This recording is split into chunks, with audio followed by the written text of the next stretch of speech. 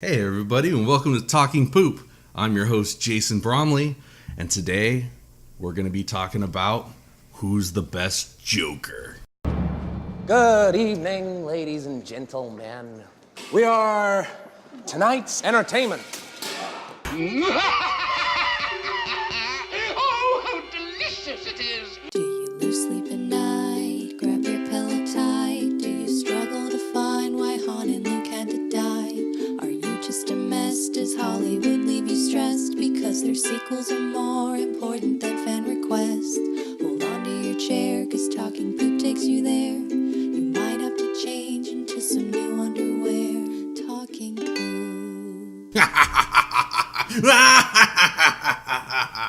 We really gotta plan your intros better. That intro is rock solid. And speaking of which, my co-host today is a man who needs no introduction, but I'm going to give him one anyway. He's a shaker of the earth. He's a man who drags his balls behind him, they're so big. A man whose dick intimidates both men, women, and gods, from what I've heard. I don't know where you're going. I don't know where it started to trail the off. balls thing was because of that medication I had side effect, but Right. I fixed that. Yeah. Here he is, folks. Bryan the Machine Gun. Oh, we're going with a machine gun now? Yeah, that's the new. That's you your decided? nickname. Yeah. Okay. Yeah. And I would appreciate it if you came up with a nickname for me at some point. You probably don't want to hear the things I call you. Yeah, like a cool nickname. Oh, Yeah. that's gonna take a while. Yeah, but it's fucking bullshit that I have to ask you for a nickname. I've always wanted a nickname, and I've never had one. You know what you are on my phone? What am I on your phone? Jason fucking Bromley. Jason fucking Bromley. Yeah. That's all right. I don't like that, but it's still not like. I want a fucking cool nickname. You're the only one. You're the only one. It's like the fucking Bromley. The fucking Bromley. All right. Well, I'll take it. I'll take what I can get, I guess. So, Bryan, how was your Halloween? It was good. We went out trekking. To you guys, I wore that nice collection of metal armor I have. I helped you get into your piecemeal for the first time, and it wasn't fun for me at all. No, it probably is. It doesn't seem like it's fun for you either. No, it's important though. I mean, I like to wear that stuff so I know like what it felt like and what it took to put on. And now that now when I see shows or like read stuff that obviously like they didn't do any research, you're like, yeah, that's not how that works. It's not that comfortable. No, there's a lot of straps and metal involved, and a lot of like, all right, suck it in. Yeah. That's the thing. Once you get a set of armor, you have to stay roughly that same size. Oh yeah. Forever. And the funny thing is, I've actually lost weight since I got the armor, but I switched the gambeson I was using because the first one got torn and the new one's a lot thicker. I don't know what that is that you just said. The like the quilted undercoat that kept me. Oh, from, that like blanket shirt you were wearing underneath. Yeah. That's imperative so I don't break bones. It keeps you safe from your own armor. From my own armor. Yeah. And that one's a lot thicker, so you can see like some of those straps just don't want to close, and the whole thing becomes cumbersome. If one piece is off, the whole suit is off. That's why I had to fit these guys, back in the day, like a second skin. That's like when like when your sock is fucked up in your shoe, like and it just fucks up your whole day, or like your underwear is like crawled up your leg on one side, and it's all fucking bunched up around your dick and balls. So if like back then, if you were too poor to like buy your own, and you had just like maybe scrounged one from the battlefield or something, and the shin, let's say your shin armor, the greave was too long, you could break your own instep just from marching too long with that. Yikes. Yeah. I mean, mine's fucked up on the arm, so my wrist, it slides down into my wrist, and it just pushed down on it all night. And we went, trick-or-treating for like 2 hours. And I didn't go trick-or-treating for 2 hours. Yeah, I bailed on you. Jason told his wife, go get the car, bring that fucking car. Yeah, I know there's 10,000 kids in the road right now. Fuck them. You mow those kids over. You get the car, and you get to me. I cannot walk back to Bryan's house. I foregoed the car. I said, no, thank you. I'm suffering, but I'm going to keep suffering this one out. I said, hey, human bullet, hop in the trunk if you can't handle this. And you said, no, I'm going to tough it out like a knight would have toughed it out. Yeah, I had to know, But you went 4 city blocks. Can you imagine trekking like 500 miles? Right. No, that's how I justify. It's like, this is nothing. Yeah. I'm not even fighting, which is the exhausting part. Right. I'm walking around dodging kids because I can't see where I'm going in that fucking helmet. I did notice, though, that you, like, adopted another parent as, like, your helmet boy. He seemed pretty stoked to carry it for a while. He was, like, asking you questions. Yeah, like, I heard I a was whole like, history alright. lesson going on behind me, and he was just like, yeah, he was, like, super excited to be part of your thing. Yeah, and I was like, I'll take that now because I'll do the thing where I can like rest it on the sword hilt and like support it with my arm and the sword, and it's not a Right. bad way to carry it. But Right. he was all about being the squire. Yeah. He didn't even want to put it on. He just wanted to hold it for He you. just wanted to carry it. Yeah, That's pretty I badass. was like, okay. I just the whole night I just kept thinking, sword boy. Kicking him over and shit. Yeah, like he really was your minion. It was really funny. But it's funny, like I wear that costume to the Ren Fair and I wear that costume on Halloween, so I get to wear it like twice a year. And every time I put it on, I'm like, this is such a huge pain in the ass. And then I go out and like people like, Oh take yeah, pictures every and, like, single everyone's got person that we questions. passed was Yeah. like, look at this fucking guy. And it's funny, it's like I Jesus. can't even hear most of them. Yeah. The helmet is so well designed. This stuff's from armstreet.com. They're a blacksmith in Poland or Germany. Can't remember which right now. But great stuff. And it's like I can't hear and I can't see shit out of this fucking helmet. Yeah, you have two little slits for eyes. Yeah. And, So it's a later plate armor helmet. I'm always like, man, I wish I got the one with that visor that flips up. You know, this visor is tied down with a leather strap. Like I like that one just on a hinge. Whoop. yeah. Cool. I can see. I can breathe. Yeah. No, not this helmet. No, it was legit, but yeah, you got a lot of play. Yeah, it makes Halloween a lot of fun. You probably could have got laid. Well, no thanks. I guess I look much more impressive in the armor once you start taking those layers off. Yeah. Like, oh, just like a little like never mind. skin tag dick just hanging out. And 10 minutes ago, you said my dick intimidated the gods. Yeah, you're right. I did. That's the lasting impression of me wearing that armor around Jason. Yeah, that's when in the armor. Yeah, It's like cool. it's impressive. Like, but then, I'm a fairly broad-shouldered guy, like not the biggest guy, but definitely not the smallest guy. I'm larger than average, I would say. But I put on the shoulder and the arm armor and the neck armor and everything, and I got to turn sideways to get through a door. Like yeah, no, you look like a beast. you feel like you're like this is the equivalent of a medieval tank. Yes. Like there's you put this on. It took a lot to take you down. Yeah. And every time you turned around, I either took a sword to the kneecap, the back of the kneecap, which was also unpleasant, or like got goosed in the ass or dick. Yeah, I needed a good 3 or 4 foot radius around me. You really do, and I Yeah. really tried to give that to you as the night went on, but I can't even imagine how many little kids just got street pizzaed from that fucking sword when you would turn around. A couple. Yeah. I definitely felt like a couple. Yeah. Like, hey, Brian, what? Mommy! I definitely knocked Sonia down at one point after she had pooped her pants. Oh, just, that was the worst, Yeah, dude. so- Little princess dress, and I just smell just a dump of assholes It smelled like in the so night much air. Shit in my helmet. I was Yeah. wearing the helmet and I was like, Yeah. I can taste that. And I looked down at my little 2-year-old daughter in her little pink dress, and she goes, I poop. And I said, yes, you sure did. We can all smell it. Yeah. You have definitely did. That was amazing. You definitely pooped. We got more room to walk after that. This was a very yeah. crowded neighborhood for Halloween. People were giving us a berth after Sonia shit her pants. That dude that was pulling the Red Rider wagon, he was like, Goodbye. oh, is that what that is? Yeah, I'm going to be over here now. That was rough, man. My kid can just one piece of chocolate and just shits her pants just like her dad. So you're lactose intolerant. No, I just shit a lot, dude. Okay, that's what I used to think. Try going 2 days without dairy. Try it. I did that on day 2. My wife's like, just try no dairy for a little while. I was like, that's not going to fucking help anything. This is something else. Day 2, I was like, okay, never mind. I feel great. My poops are solid for the first time in a decade.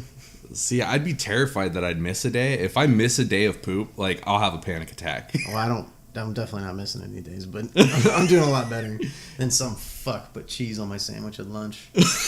I ate it. I ate half of it. I looked at How the do you second. not know? Like, a cheese is a pretty, like, specific condiment that It was you a would good- notice. It was a good sandwich. Oh, It was because you were melted. just like, I was melted You over probably- this chicken and this avocado and this mayonnaise. The fucking lettuce was on there, bacon on there. I was like, ugh. And then I looked down at the second half of the sandwich and I see cheese dripping out the side, and I was like, fuck My my day life. is ruined. Yeah, this day is gone. Honey, get the check when you go. Sometimes I like to stay and pay the restaurant back by destroying that bathroom. Yeah, just destroy their bathroom. Just shit running down your leg. Yeah, after that last cease and desist, though, I can't go back to my favorite restaurant, so I gotta find a new place. You're not allowed at Chili's anymore. Yeah. I'll take the queso dip, please. Gonna wreck this place. So, Bryan, let's talk about the Joker, man. Absolutely. We did a whole episode about who's the best Batman. Yeah. And we never got into who's the best Joker. And the other day, I was looking at like Instagram posts that are talking about this fucking Joaquin Phoenix stuff. Oh yeah. Yeah. So the photos have leaked, and like we've seen the Joaquin Phoenix Joker, and it's like the popular thing is to be okay with it. But I'm gonna fucking say it right here and right fucking now. I'm not okay with it. I don't like it. I don't like anything about it. They cast a young Bruce Wayne. So what? The Joker's like 85 years old when he's fighting Batman? What the fuck? I didn't hear about the young Bruce Wayne thing. How young? Young, like Gotham young, like he's a little kid. Oh wow, okay. That And is weird then. Yeah, and Unless Thomas Wayne is in Unless they're it. thinking like the Joker would be like a mantle that gets passed down. I don't know. So yes, I just read a Batman comic book the other day where it was like it's basically the comic book that's what the Justice League movie should have been, where Batman gets the Mobius chair. I don't know how comic book oriented you are. No, I've read a lot of them. So like there's that dude that like rides on the Mobius chair, and Batman gets that chair, so he gets like infinite knowledge. Right. And he asks the chair, who is the Joker? And then, so you don't know what the chair said to him until the end of the series. And then Green Lantern asks him, they were like, you asked who the Joker was. What did the chair tell you? And he goes, it doesn't make any sense. And Green Lantern's like, why not? What did it tell you? And he says, it told me that there's 3 Jokers. Oh, shit. Yeah. So I'm Damn. like, dang, all right, that's crazy. I'm not sure that I like it, but it's crazy. And maybe that's what they're going for with this Joaquin Phoenix Joker, is that the Joker is like what Batman tried to be, in that he was like a mantle that not one person is the Batman. The Batman will live on far after Bruce Wayne. And in this Joaquin Phoenix one, maybe like the Joker is something that shapes Batman, makes Batman become what he is. That could be kind of a cool take. Well, that was what was cool, I thought, about the 1989 Batman. That idea gets shit on a lot. That Jack Napier was the guy who killed Batman's parents, or Bruce Wayne's parents, in that alley. Yeah. And then later, Batman's going after that dude, and then he drops him in the acid. Oops, on purpose. Right. and then he turns into the Joker, and then he feels responsible for making him. And there's that great line at the end where he's like, I made you, you made me first. And you're like, yeah. Yeah, I mean, that's okay. I always like just that it's a more of a common criminal, because then it's not just about the Joker, it's more about justice, his motivations. And later on, when I got older, the idea of the original comic book like mythology was that Joe Chill, right, a guy who like is just a regular criminal, killed Batman's parents, and that there is something to that makes it cool, you know. And I like the idea that like he never caught Joe Chill. Like then the Chris Nolan movies came along and made it like it was a huge thing, and Bruce Wayne was going to kill him, and he didn't, and whatever. Right. It's a cooler idea to think that this dude killed Batman's parents and then got away scot-free. And Batman, like, because of that, Batman always has to be, because you have to wonder, you're like, okay, after he, has been doing this for years, what keeps him going? Right. Oh yeah. And like the idea that the guy got away, that the guy could still be out there. Yeah. That's what keeps him going. That's why I like it where it's beyond the Joker. Yeah. So, but the Joker has always been his greatest nemesis. No, for Batman sure. probably has the best Doesn't rogues matter. gallery out of any character, but the Joker has always stood out and has always been my personal favorite. I've tattooed the man on my arm. It makes me so mad when people are like, "Oh, did you get that after the Heath Ledger movie?" First off, it doesn't look like that Joker. It looks nothing like it. It looks like the comic book Joker. Yeah. And yeah, it had nothing to do with any of the movies. The real story behind it is that I wanted to get Batman tattooed, but then I thought, you know what? Someday they might just like jack up the character of Batman, or like say that he's queer and he's humping Robin and stuff. Well, what's wrong with that? Well, nothing. Okay. Now. But I got this tattoo in, then it 1994 when it was not okay to be gay. Okay. So back then it wasn't okay. And I was like, no, I'm going to get the Joker because even if they decide like the Joker's gay, I could just say, no, he's just a crazy clown I got tattooed on my arm. That's such a dumb reason. It's such a dumb reason, and it's such a homophobic asshole reason. But I was a homophobic asshole back in 1994. We've come a long way. The whole world has, and so have I. So that was my reasoning for getting it. But I love my Joker tattoo. I was 6. For 6 years old, man. Yikes. Yeah, I was 6. You're a baby. So then you don't really remember the George Romero Joker. Caesar Romero? Caesar Romero. Yeah, the Caesar Romero Joker. I've seen him. Ooh, a joke a day keeps the gloom away. So you've just seen it? I've seen it, and I know that he definitely deserves like a tip of the cap for being the first dude to do it on film. He was the first dude to do it, and he did a really good job with it. He set the tone. I think no matter which way he took it, like he's setting the tone for the on-film Joker. Right. Hello, kiddies. Meet the Joker. And he was such a classical actor. Like he really felt like this was beneath him. At the time, TV was beneath him. I saw that he and was then like the in character. his 60s when he got that real 60s. Yeah, he was white hair, white mustache, which he refused to shave for the role. So when you go back and watch those old episodes and they show the close-up, you can see he's just got paint over his full-blown man-sized mustache. Yeah. Well, when you have a mustache that nice, you don't. Yeah, like, you don't shave you don't it ask for Sam a Elliott role. to shave his mustache. Sorry. No. Because there's probably a huge dick underneath it because he's just so fucking manly. No, it just turns out he has no upper lip. He looks weird without it. You realize he never could have been a movie star without. You just don't want to see that. Right. You don't want to see that, dude. Right. It's like catching your dad coming out of the shower and you're just like, ah!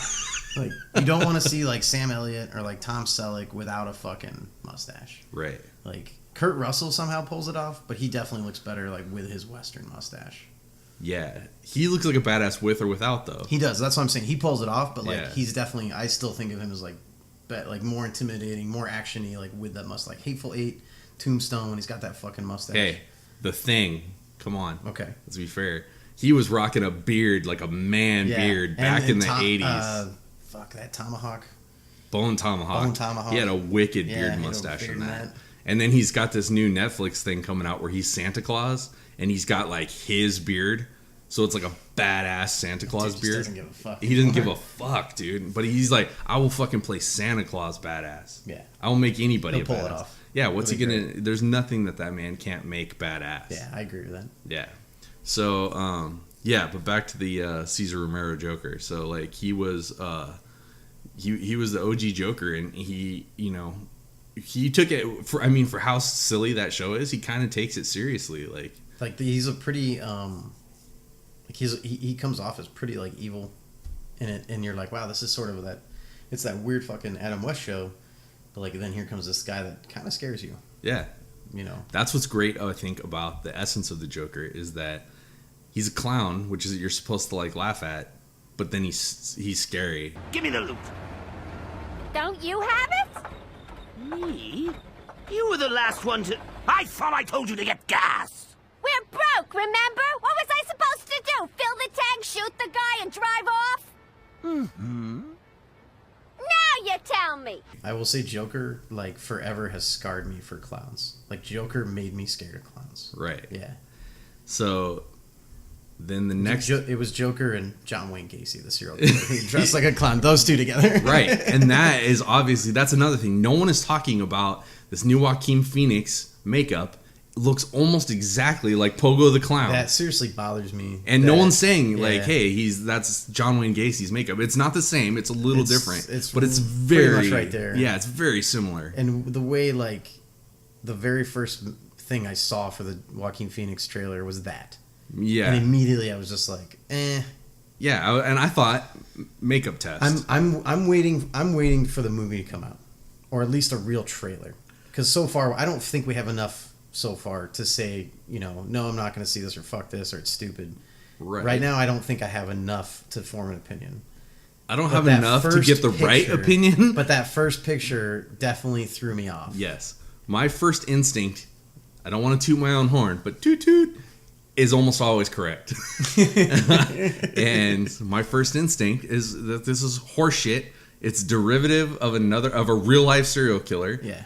Which is like, okay, kind of scary, but at the same time, like, kind of disrespectful because, like, the victims of the family of his victims are still alive and around, and then they're making a silly comic book movie about this. And it's just not, it's not makeup like you really ever see on Joker. No, yeah, I mean, like the circles on the cheeks, you're like, what the fuck is that? So yeah, and then another problem that I have with it is that I gave Jared Leto a pass because after why? Let me explain myself. So I gave Jared Leto a little bit of a pass because when I first saw his makeup, I was like, no, you're ruining my life. The grill. Yeah, like the fucking And when they first released that, Warner Brothers was like, no, that's not the real. That was just a makeup test that got leaked, and they lied. Yeah, it was the real was it. shit. And when I saw it, I was like not happy with it, of course, but I was like, where do you go after Heath Ledger did it? Yeah, that's okay. That's how I feel. Where the fuck do you go after that? You shouldn't. Okay, let the man's work, let his masterpiece like simmer. Okay, let it sit for a little bit and stop trying to remake Joker right now. Yeah, just give it some time. They needed to give it some time for sure. Whatever doesn't kill you simply makes you stranger. They definitely did. They're just not giving anything time before they're just like, we fucked up, reboot it. Oh, we fucked up again, reboot it. They just keep, doing all this stupid shit, and they're just not paying attention to it. And as long as we are fans and we love it and we want them to do it right, we keep throwing them. We keep consuming it despite the fact that we hate it. That's the thing, dude. Is I'm gonna go see this Joaquin Phoenix movie. Of course, because I have to see. I'll either see it on DVD. What if they do something awesome? But they probably won't. I'm gonna go see it. Yeah. Right. Just like I'm gonna go see the next Star Wars, and it's like I might, I've been pretty pissed off so far. Right. I'm still gonna go see. But you keep thinking to yourself, this third one could be the one. Exactly. I remember thinking that with Revenge of the Sith. I fucking didn't like Phantom Menace. I goddamn hated the Clone Wars. And then I was like, maybe Revenge of the Sith will turn it all around. It didn't at all. If anything, it made it worse. Yeah. People, again, are like, well, Revenge of the Sith wasn't so bad. Yes, it was. Fucking Darth Vader went, no! and it was so stupid. You're about to trigger me, and I'm just going to go off. This is very, very bad. I almost want to see that just so that we can make this happen. Let's do a goddamn fucking Star Wars episode. All right. And invite me this time. All right. And you don't need any other guests, trust me. I got enough to say.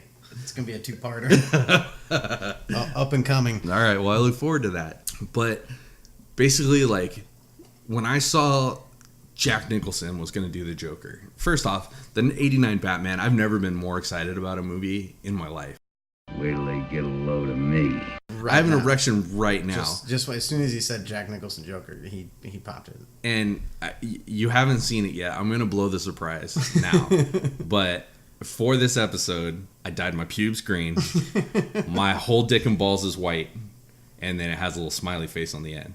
I'm pretty excited. And I'm hoping that you knew before you came over here that was going to happen. And that you have some sort of Dark Knight thing going on with your ding-ding. Well, it's not that because I knew, but I always have my pubes shaved into the bat symbol. Oh, okay. So yeah. Awesome. That's just all right. what I rock. Things are going to get dirty and things are going to get gay up in here tonight.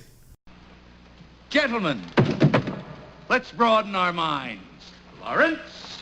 Back to Heath Ledger's Joker. No, stupid. We were talking about Jack Nicholson. Well, a little bit. No, we were going into Jack Nicholson. We're going to do this in order. Okay. Unlike any of our other podcasts, we're doing this one in order. Okay.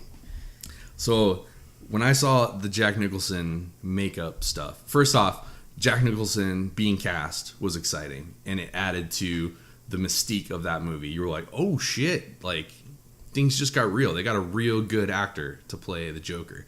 And then when I saw his makeup, and his face was actually distorted and the smile was melted onto his mug. Yeah. That gave my little 12-year-old self the biggest, hardest erection of my life. It was so good.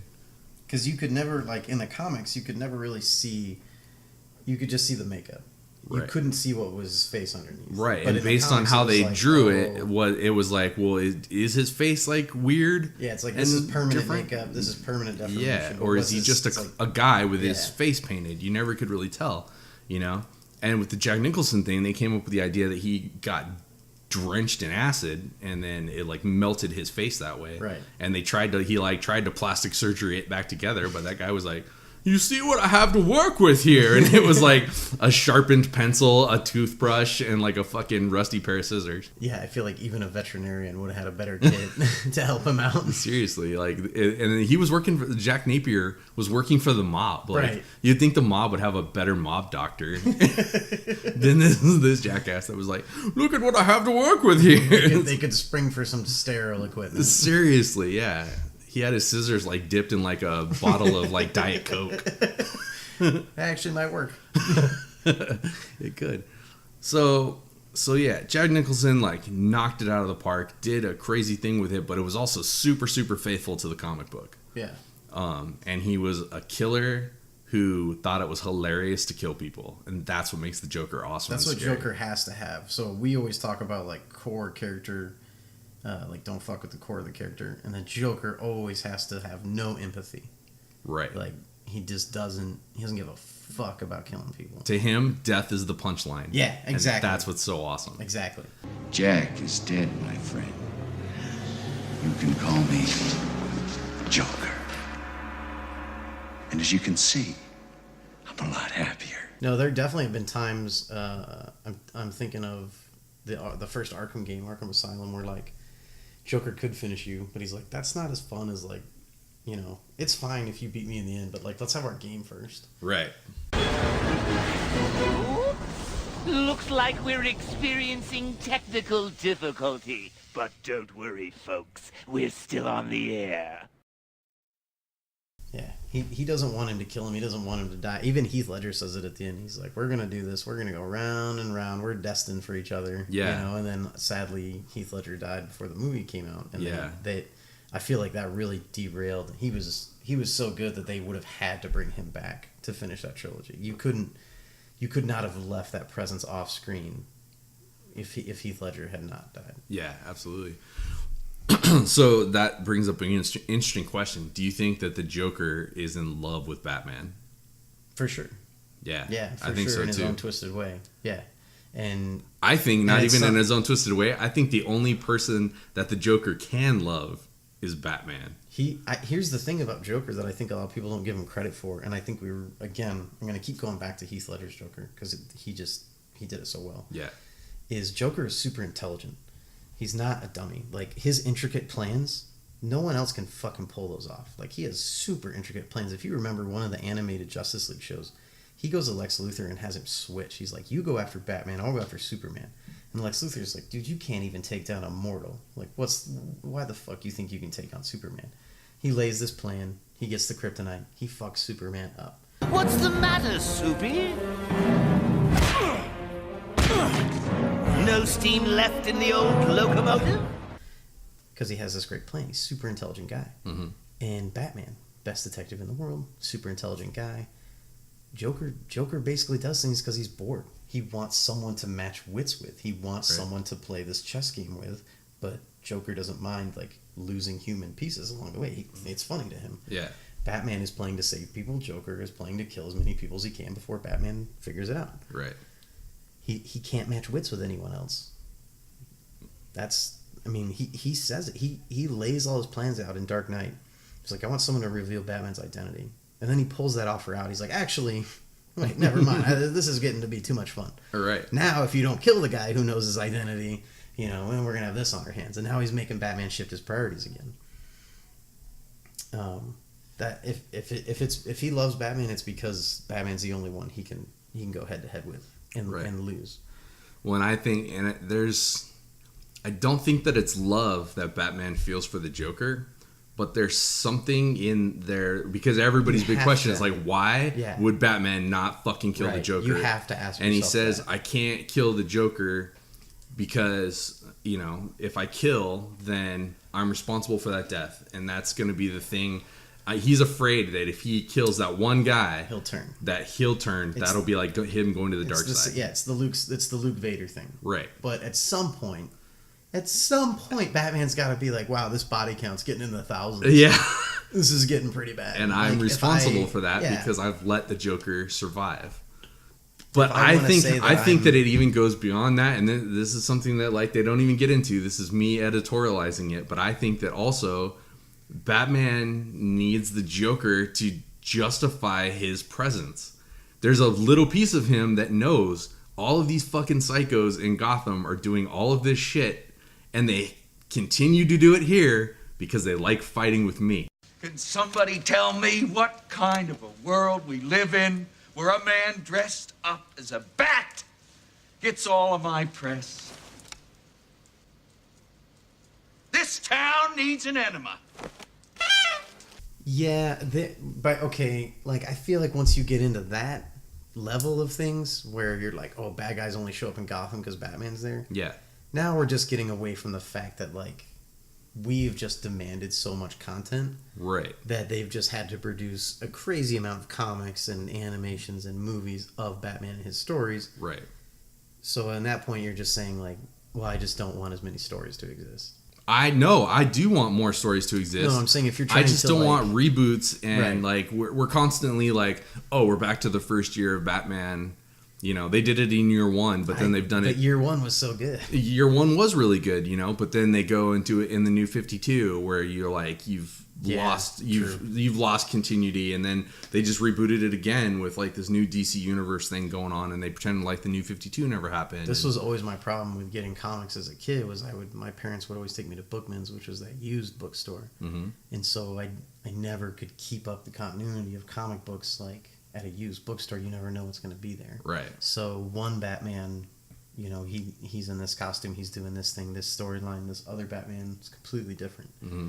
So that always made it hard to follow comic book storylines for me. Yeah, well, and when I was little too, my parents never bought me comic books. It wasn't until I was probably, I think the first Batman was coming out. The 89 Batman, I should say, not the first Batman, but the 89 Batman was about to come out. So my interest was piqued in Batman, and I actually went into a comic book store that we just kind of like, we were doing this like, I don't know, like state fair type of thing, you know? And there happened to be a comic book store on the closed street. So like I went in there and found the Death in the Family collected novelization. Yeah. So it was like the whole story in one thing. And I felt like I was like coming into the middle of a story because all these characters were already kind of established and everything. But the Joker was like freaking scary in that, you know, and I love the way that they drew him in that, you know, and that's kind of like where my tattoo came from, was that style of Joker where he had the really long chin and like the big cheekbones, and you could see the extended really ears and everything, very defined, very like not human. Like there was something wrong with him, and he was like so skinny and little too. He wasn't like a ghoul. Yeah, he wasn't a physical threat to Batman at all. He was a mental threat, but he was a physical threat to Robin. That's what I've always liked about Joker, is Joker seems to be able to handle a lot of people really easily. Like you don't know why, or you rarely. It's funny because you like will rarely see the fight happen. He'll just have them as a prisoner, right? And you're like, the fuck? And you're like, he wraps up Commissioner Gordon all the time. No matter how they write Commissioner Gordon could be the version of Commissioner Gordon where he's like super fit and he's like punching dudes in the face. He's not the fat piece of shit Commissioner. And Joker always wraps him up, no problem. Batgirl, Robin, no fucking problem. Batman, no chance. Yeah. No fucking chance. But that makes him interesting because Joker's plans he always has another layer to him. Yeah. Bane's plans are corner Batman, crush Batman. Right. Although, well, I should give him more credit for Dark Knight, for the comic series. Yeah. But the Joker in the 89 Batman, they showed that really well, where he was like not a physical threat at all. You know, when it finally came to mano a mano, which is funny because the Joker calls him out. He's like, it's just you and me, Batman, mano a mano. And then when they finally get there, he's like, you wouldn't hit a guy with glasses, would you? You know? And he tries to hit him in the stomach, and there's that great like thud sound effect as he hits the body armor. The body armor. And he freaking, and then he does the you wouldn't hit a guy with glasses, and he gets knocked the fuck out.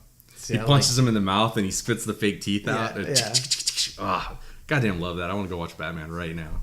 See, I prefer the Batman or the Joker that doesn't make any punchlines like that. He just tells Batman, you think I'd risk everything with a fist fight with you? Yeah. Like, fuck no, I'm not going to. I got 3 Rottweilers here and I wouldn't risk that with you.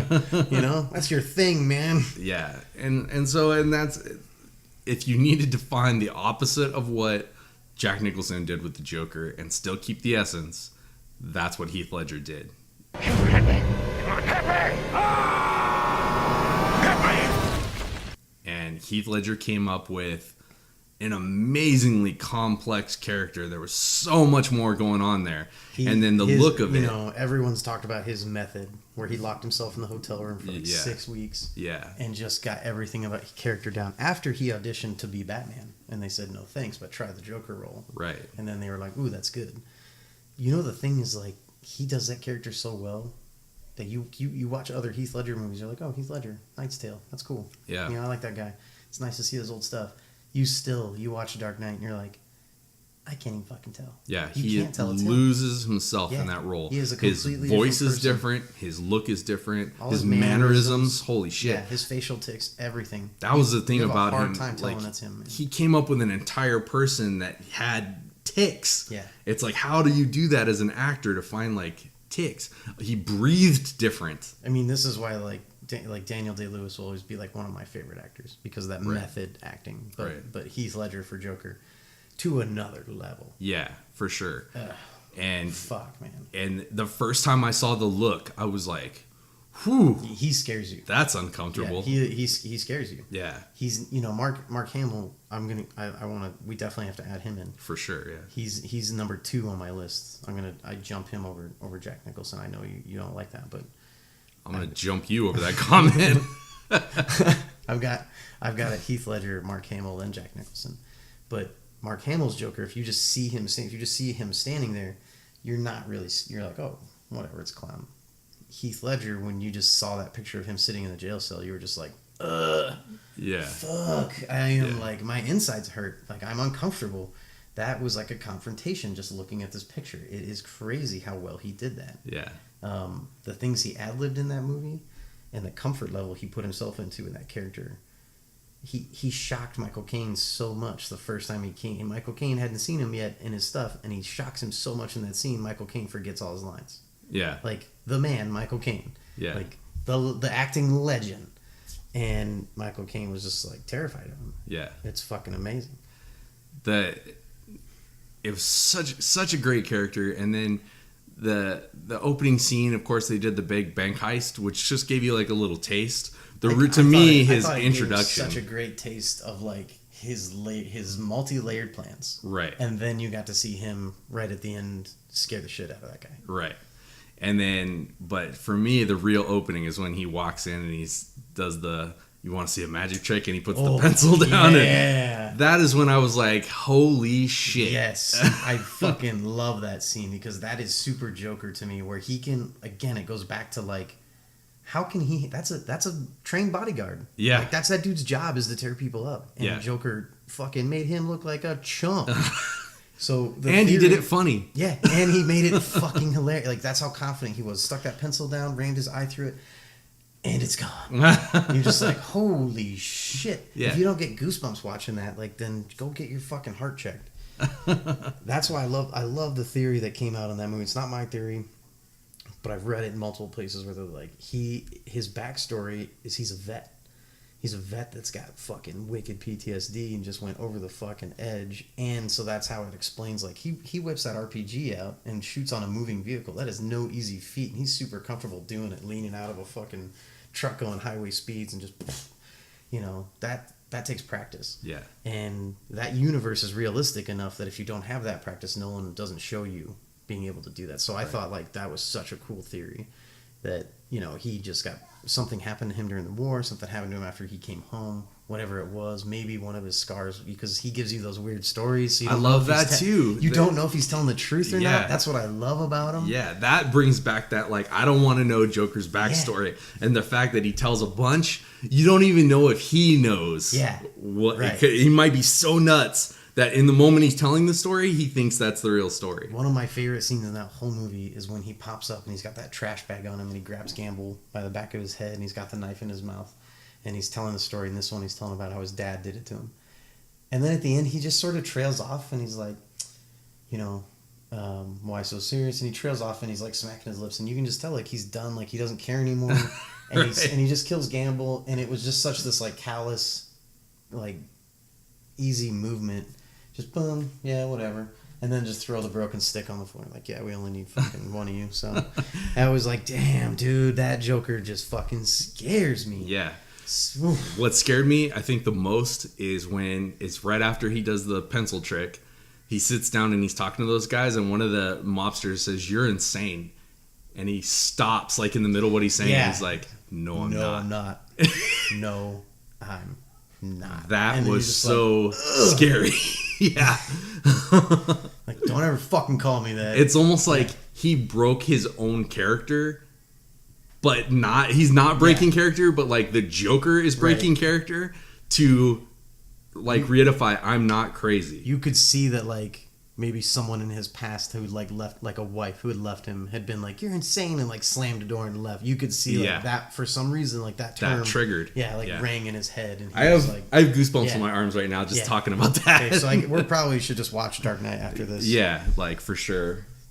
His performance blows me away every time, and that's why I think he's number one on the list of Jokers by a mile. Like, not because the man's dead, not to honor his memory, because that performance is so fucking good. Yeah. And I don't think, we're ever going to, no matter how much more fucking Batman they shovel onto us, I don't think we're ever going to see it topped. We're never going to see a Joker that good. No, Yeah. never again. And it's I not just think because one reason is we're never going to see a universe like Nolan's, which took everything realistically and Right. seriously. We're not going to see that again, even though I really personally enjoyed that type of universe. Right. So we're not going to see a Joker as evil. They're gonna make it like Jared Leto's Joker. They made him that weird gangster, lots of money, lots of flash, weird vehicles, Lamborghini, Yeah. the weapon thing around. They made him do all those fucking weird things. Yeah. I'm not gonna kill you. I'm just gonna hurt you. Really, really bad. It's because that universe is not as serious as Nolan's. Right. That universe has these other rules and laws and all this other bullshit that goes on.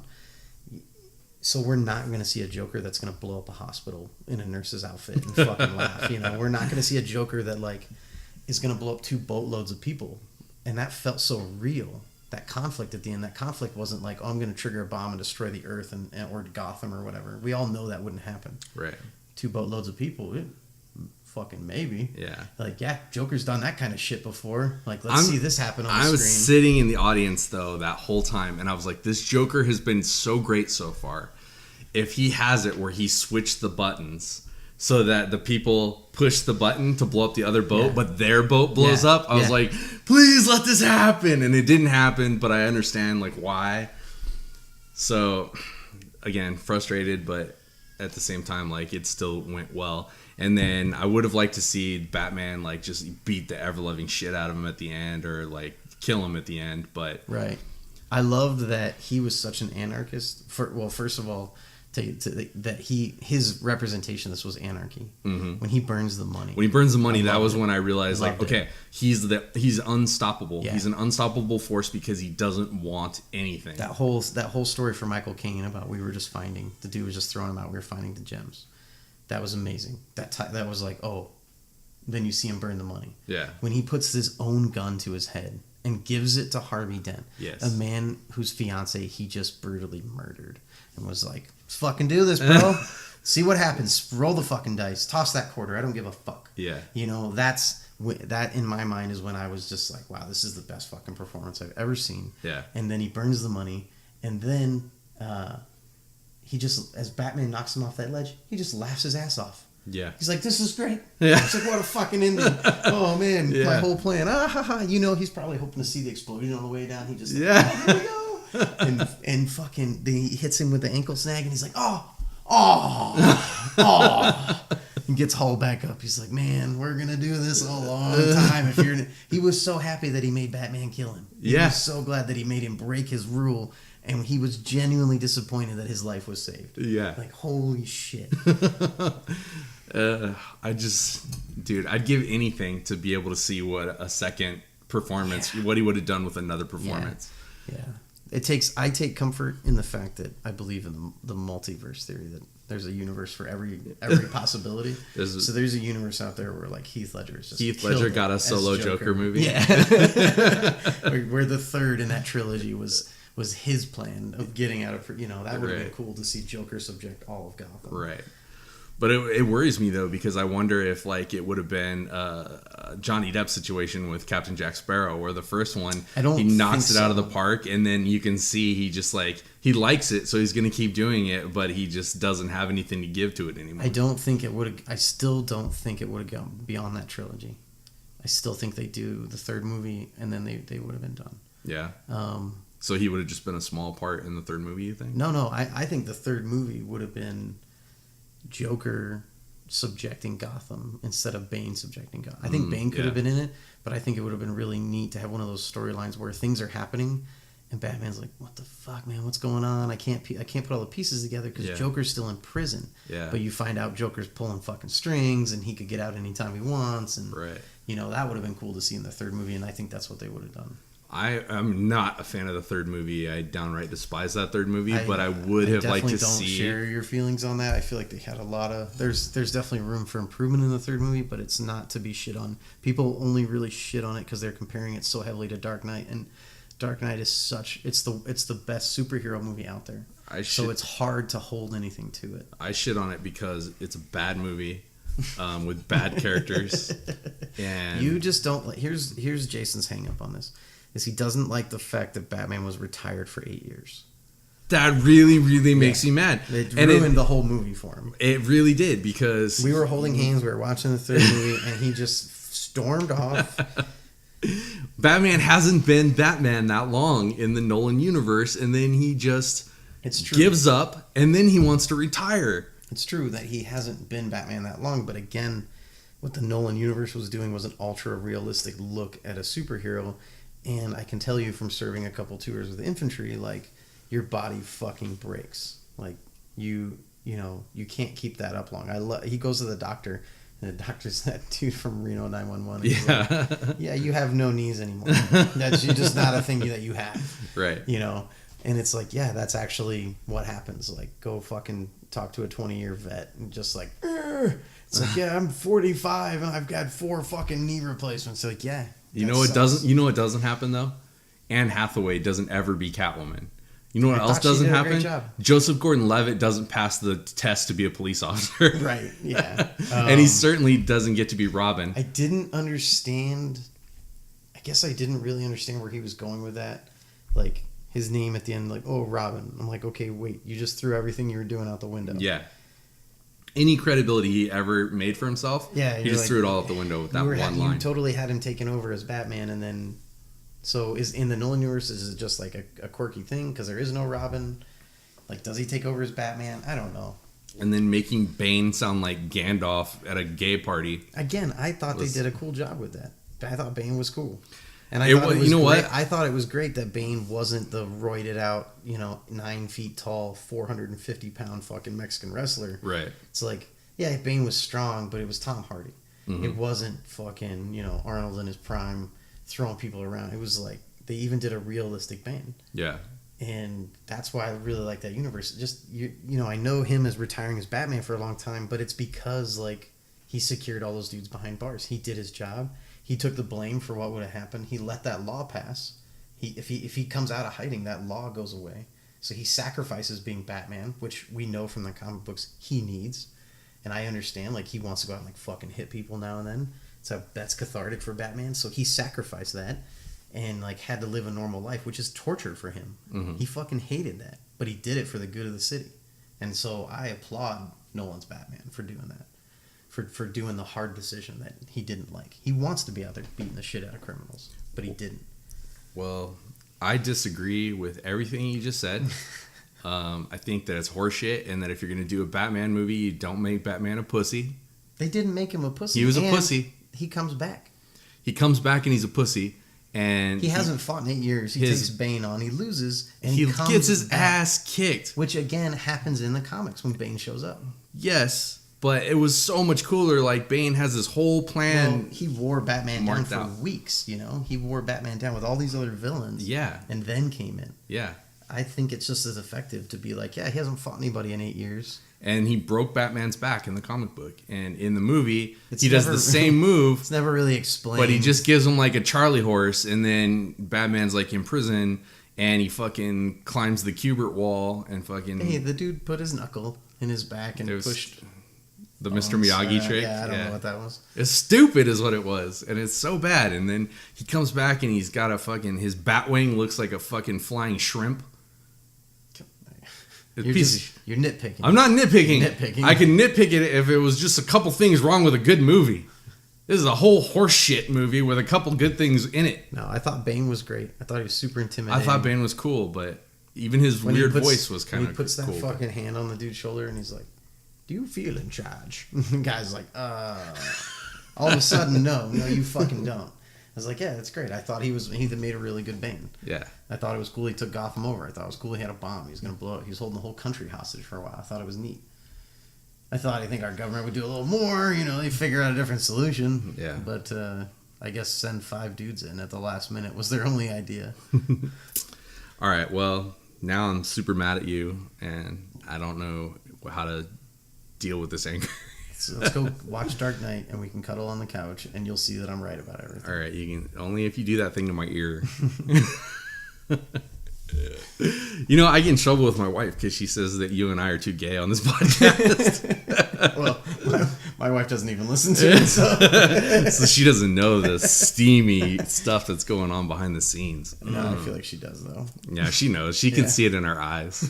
She sees the darkness. She sees our filthy secrets. So, not long. Heath Ledger wasn't even cold in the grave yet.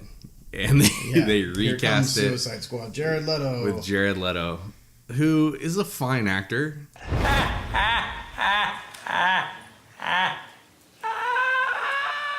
Yeah, he'll surprise you. Yeah, he's really great in Fight Club. He's really great in Requiem for a Dream. Alexander, when he gained all that weight to play the dude that killed John Lennon. Right. That was an amazing performance. He's really good. And he, too, is one of those, he's the character the whole time. He's method. I heard that's what he tried to do. But that's not normally what he does. I heard what he tried to do, and I think here's what happened. People who are going to get cast as Joker are intimidated by the legacy that Heath Ledger has left. Right.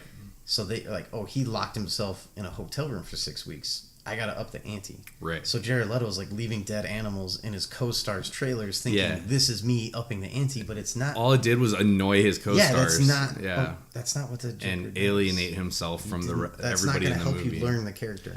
Yeah, playing pranks isn't helping the character, and that's not something the Joker would do. He wouldn't waste his time with that. Exactly, it just bothered me. Yeah. So I felt like he's intimidated by that, and he had to try to top it. And I hear Joaquin Phoenix is, he's locked himself away, or he's super committed to the role. And I feel like this is all a result of what Heath Ledger did to make this character so successful. Right, and imitation is not going to produce the same results. Yeah, Joaquin Phoenix is another fine actor. He's amazing, and I've seen him lose himself in roles, and I've seen him do really great work.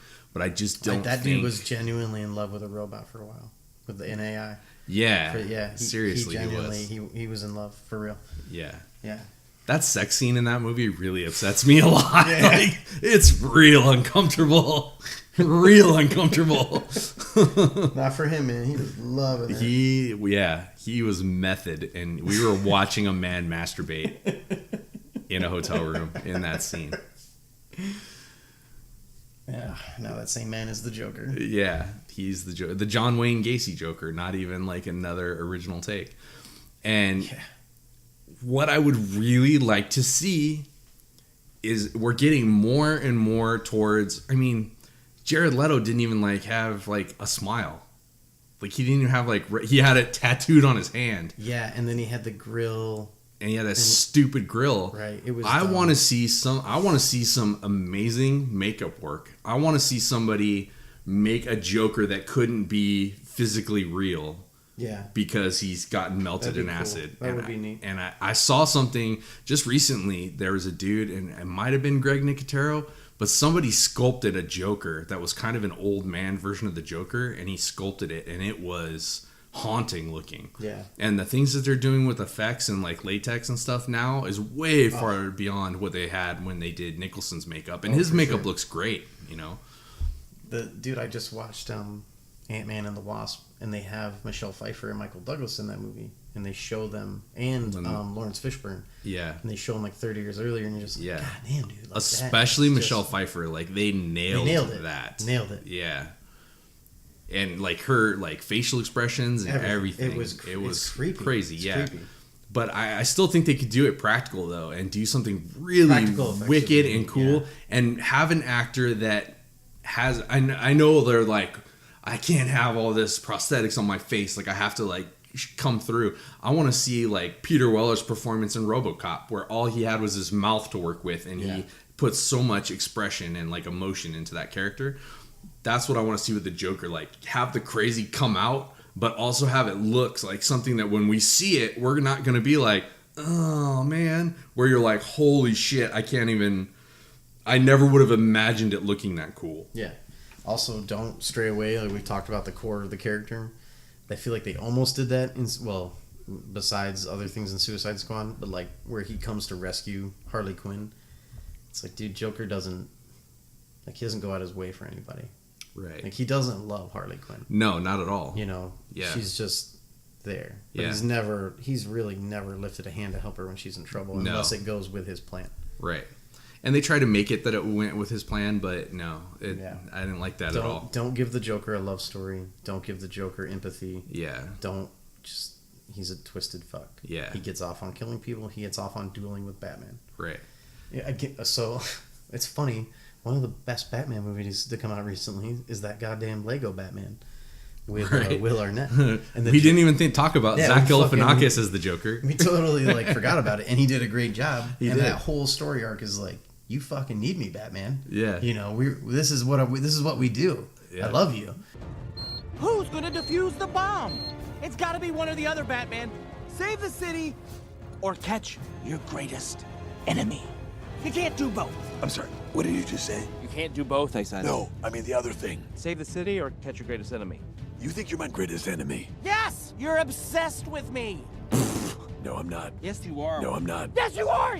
Who else drives you to one-up them the way that I do? Bane. No, he doesn't. Superman. Superman's not a bad guy. Then I'd say that I don't currently have a bad guy. I am fighting a few different people. What? I like to fight around. Okay, look, I'm fine with you fighting other people if you want to do that, but what we have is special. So when people ask you who's your number one bad guy, you say? Superman. Are you seriously saying that there is nothing special about our relationship? Whoa. Let me tell you something, Jay Bird. Batman doesn't do ships. What? As in relationships. There is no us. Batman and Joker are not a thing. I don't need you. I don't need anyone. You mean nothing to me. You know, and Batman won't say it. Yeah. You know? and I thought that was fucking hilarious and stayed true to the character. It totally did. Great. Yeah. It was fucking amazing. We could do a whole podcast on Lego Batman because they did for sure. Yeah, they did a really good job with that. It was hilarious. We got to talk about the man, Mark Hamill. The man. Mark Hamill, the man, as he brought the chilling Joker voice to life for so long. Yeah, the laugh.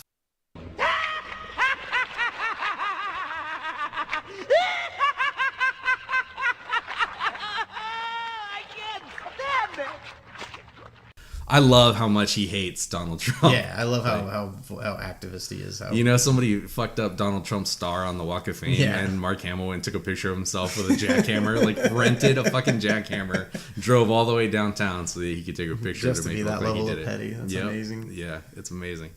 So, and I love that Mark Hamill still owns it, dude. It's been 30 years he's been doing that voice, and he still loves the fact. I know for a fact that he loves the Joker more than he ever loved being Luke Skywalker. Yes! Another stunning Joker entrance leaves the crowd speechless. Let's hear it for him, folks. He said that. He's like, people know me for Luke Skywalker, but the Joker's like my defining role. Yeah. And to see him, like, when they said Luke Skywalker was the Joker, and I was like, what? Yeah. And When you learn that, when you realize that's his voice, you can't put those two together. And then you see have one of the greatest good guys and one of the greatest villains, and you're like, it's the same dude. Right. And when you see Mark Hamill and he does it, his face changes into the Joker. He's all teeth when he does it, you know? So almost that is almost as impressive as seeing anything else. And the fact that he's continued on, even though that series ended, he continued on to the next series and the next series. It was such a joy to turn on those games, the Arkham Asylum, the Arkham games, to hear him so doing well the Joker, and to have the original Batman and to have Mark Hamill's voice on those games, just took him to another level. It absolutely like, man, did. it's made it so. I feel like I'm playing through a movie of Batman. Exactly. This really felt that good. To me, the Kevin Conroy and Mark Hamill doing the voices on those games what gave it the legitimacy that Michael Keaton and Jack Nicholson gave to the '89 Batman, like when they came onto the project. And that's what I'm talking about as far as like the look of the Joker. Those Arkham games, the Joker looks so wicked in those games. Yeah, and if they could do that, like if they could transport that image, well in that game. Oh yeah, Killer Croc scared the shit out of me on that sewer level. Yeah, man. On fucking multiple, in all of them you fight him. Even those games changed the way Batman looks in the comics now. Yeah. Because they really made him like he had an armored suit. You believe that a dude, cause it's like your suit of armor thing. He could take the damage. He could take the damage because his suit was his superpower. It's always bothered me when Batman's just in it's just cloth, like a leotard. Because you're like, dude, he is just a human. Yeah. He's the greatest. Yeah. But he's just a human, and you can't just take that many body blows. Or you can't just get bit by Croc. You can't do all these things. It's so great that they gave him a little bit of armor to help him out, make it more realistic. Yeah. But you still believe he can move in it too, you know, definitely. And that made it so cool. And then the Joker was just so gritty and cool looking. And if they could transfer that look to a film, that would be the perfect Joker. Yeah. Is there anybody in the Batman universe that you would like to see that they haven't done or haven't done right yet? Since I feel like they haven't done Riddler right. They did it with Jim Carrey, and I understood like that was in Jim Carrey's like prime. So the real big thing was to just get his name in that movie, and he brought a lot of people to see it. So he sold a lot of tickets for that. But Jim Carrey's he's crazy. He could have done Riddler well, but he took it over the top. Well, that whole movie was over the top. Yeah. So he maybe not really had so much of a choice. Yeah. But Edward Nygma is a really, really intelligent villain who can lay a really nasty trap for Batman. And to go back to what we were talking about a little while ago, those year one comics with Batman, they have a really good setup where the multiple comics spanning Riddler's scheme. And Batman has a really hard time with him. He keeps staying one step ahead of Batman. So I'd like to see the Riddler done right. I don't know if you've seen Gotham, but they do the Riddler pretty good on Gotham. Do they? I haven't. I'm not big on 30-minute or 1 hour superhero dramas on cable. They're just too much drama. Yeah. They want drama for every episode. Yeah. I'm not big on that. I like the overall arching big stories. I don't need the daily drama of someone's backstory. I don't like it when, my wife watched all of Smallville and I'm like, he dealt with this much shit before he realized he could even fly. Like before he realized he was really Superman. Like, this is bullshit. Yeah. Well, I think that I definitely like to see Mr. Freeze done right, but still like another one that came out. Yeah, Arnold doesn't portray anyone as super intelligent. Right. When he's on screen, he's an aggressive physical guy. Yeah. But again, they had talked about Patrick Stewart back before they cast Arnold, and that would have been really interesting. That would have been really good. Yeah, especially after seeing him in Green Room. I don't know if you saw that, where he's like really serious. He plays like a freaking white supremacist dude. Oh. It was pretty crazy. But if we're gonna go, like, if it were me, if they were like, Jason, you're gonna direct a Batman movie, who's your villain gonna be? The answer is simple: Phantasm. Okay. From Mask of the Phantasm. Yeah, that is such an interesting character, such a cool idea, and such a cool looking character. That's probably still my favorite Batman animated movie. Oh, for sure. Yeah. For sure. That one blew me away when I was a kid. Yeah. Yeah, I saw Mask of the Phantasm in the theater, and Yeah. I just loved it. It made me feel like, I liked the love story to it. I always like when Batman has a little romance going on, whether it's with Catwoman or with whatever. I'm always interested in that because it's like he can't have both worlds. Like that's how it always ends. Yeah. He's got to choose one or the other, and he always chooses Batman. Yeah, he can't. Yeah, he can't be away from that. I thought it was interesting. I think it's because he's in love with the Joker. I'll give you credit for that. He loves and it's not like a gay thing. Like he loves the work more than he cares lends about. more credence to what I was saying about the third Nolan movie, The Dark Knight Rises, that it's hard for him to stay away as Batman. Like that was really hard for him to do, and he did it anyways.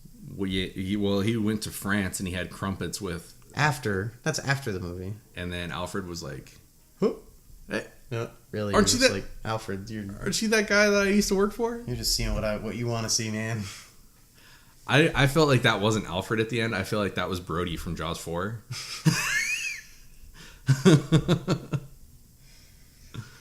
Yeah. I thought it was interesting how they tried to end it and wrap it up all nice. You can't wrap up Batman nice because he hasn't had a nice life. Right. Yeah. So that is one thing, is Batman doesn't get away from this life easy. No. The only version I like with old Batman is Batman Beyond, Terry McGinnis. Now, if we're talking about what do I want to see, that's been my dream. Like I want to see a live action Batman Beyond, and I want to see Michael Keaton play old Bruce Wayne. I could give him, that would be cool. Yeah, out of all the Batmans, I think that Michael Keaton would play the best old man Batman. Back in the day, they had talked about like, because Clint Eastwood was offered the Batman role, and was like, no way. I didn't know that. Yeah, no. Back in '89, they went through everybody before they came to Michael Keaton. He was a comedian. Yeah. No, I know, but Clint Eastwood turned it down and said, no way. But back in the when Wizard magazine was still a thing, they would do casting calls and stuff, and they had said that Clint Eastwood as old man Batman, that would be so fucking cool. It'd be perfect. If you've ever seen Batman Beyond, just picture that Batman right now, that Bruce, and you're like, yeah, Clint Eastwood. Yeah, absolutely. That's the Clint Eastwood from what's that movie where he's in Detroit? Gran Torino, yeah. Totally. Fuck off my lawn. Yeah, that's Batman. Exactly. So, all right, man. I think we did it. I think we did a Joker episode. Thank God, dude. Did we pay tribute to everyone? Probably not. No, we didn't. We forgot one. In Batman, it was a short film. It was, the name of it's escaping me, but he fights the Predator and the aliens. And the buddy from Growing Pains played the Joker in that.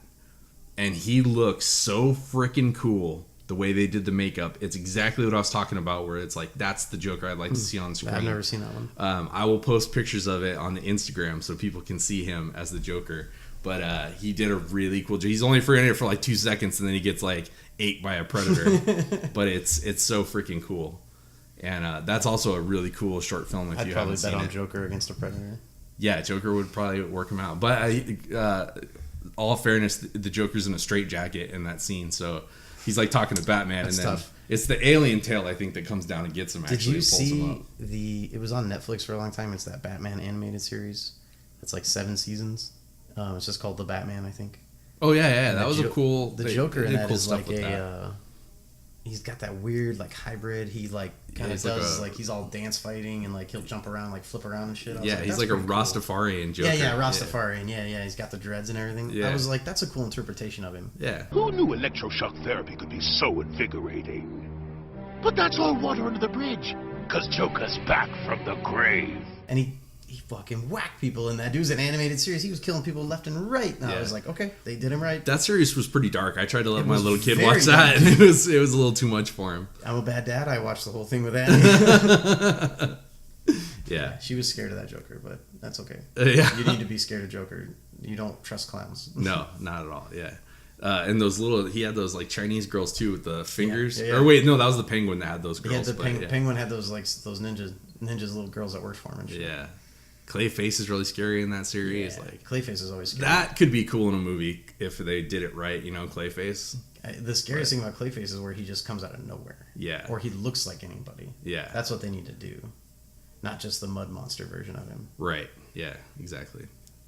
All right, man. Fuck, marry, kill. Fuck, marry, kill. Okay. Fuck, marry, kill. Jack Nicholson's Joker, Heath Ledger's Joker, Jared Leto's Joker.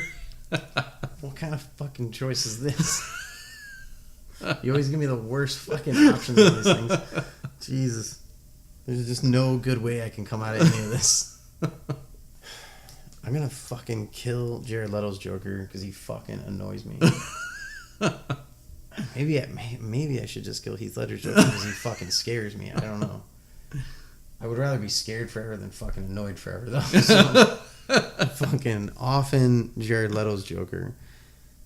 I'm gonna fuck Heath Ledger's Joker, I guess. Or get scary, fucked by him. dude. Yeah, I don't that's know. terrifying. Yeah. Gonna have a fear erection. Yeah. Fear erection. I like that. And then I'm gonna marry Jack Nicholson's Joker because he's old and gonna die soon, and maybe I'll inherit his like courtside seats for NBA games. So, all right, maybe. All right, good choice. God, they're always the worst fucking choices. You are welcome. All right, everybody, that's it for another episode of Talking Poop. Look forward to hearing from you guys next time when we talk some more poop about some more stuff. Follow us on social media. Yes. Talking Poop Podcast. Talking Poop Podcast. Bryan Gunn Books. We just joined. We just got onto iHeartRadio, so you can listen to a little Britney Spears, a little Miley Cyrus, and then do some talking poop. Blah. All right, guys. We'll talk to you next time. Peace out.